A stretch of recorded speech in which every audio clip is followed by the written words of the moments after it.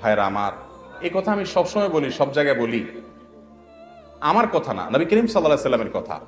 বিবাহ যদি দেরিতে করা হয় সমাজ অশান্তিতে ভরে যাবে। এরপরেও বাপ মারা বুঝতে চান না এগুলা। আমাদের যুবকরা জেনা করতে চায় না, হালাল সম্পর্ক রাখতে চায়, উপার্জন করে না।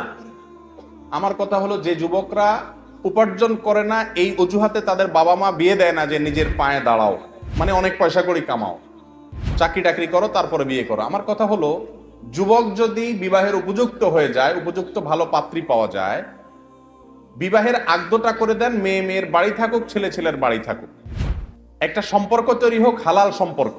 যেদিন উপার্জন করবে, চাকরি পাবে, ব্যবসা করবে, সেদিন সে মেয়েকে ঘরে তুলে এনে নিয়মতান্ত্রিক সংসার করবে, অন্তত সম্পর্কটা থাকুক। এমনিও সম্পর্ক করবে, হারাম সম্পর্ক করবে, তাহলে সেটা হালাল ভাবেই হোক, ঠিক না বে ঠিক? এটা যদি বাবা মারা বুঝেন তাহলে তো সমস্যার সমাধান হয়। আল্লাহ তাআলা আমাদের বাবা মা এবং চাচা চাচাদেরকে হেদায়েত দান করবো না, আমিন। আমি একবার ঢাকায় কোন একটা প্রোগ্রামে ছিলাম, আমি অবাক হয়েছি। পল্টনে একটা হোটেলের উদ্বোধনী অনুষ্ঠানে তো এক বাপ ছেলে দুজন আসছে, আয়সার সাথে বলল আমাকে চিনে, ভিডিও দেখে, বক্তব্য শুনে, ভালো কথা।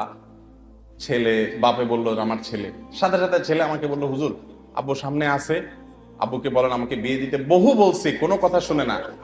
হুজুর আপনি জীবনে আপনার এভাবে পাবো কল্পনা করি নাই, এখন আপনি ধরেন আব্বুকে বুঝান। আমি চিন্তা করলাম, সুবহানাল্লাহ, এই ছেলের কপালে আজকে বাড়িতে মায়ের কি পরিমাণ আছে আল্লাহ ভালো জানে, তবে সে সাহস করছে, মাশাআল্লাহ। তো যাই হোক, আমাদের বাবা মাদের এগুলো বোঝা উচিত এবং আলেমরাও এগুলোর গুরুত্ব বোঝাবেন যে সময় হয়ে গেলে আর বিলম্ব করবেন না, ধ্বংস হয়ে যাবে।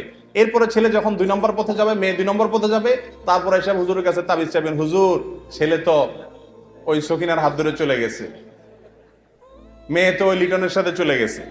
এরপরে হুজুরের কাছে দোয়া চাইবেন, আপনি কাজ করবেন উল্টা পাল্টা, এরপরে দোয়া চাই কি কাজ হবে? আল্লাহ তাআলা আমাদের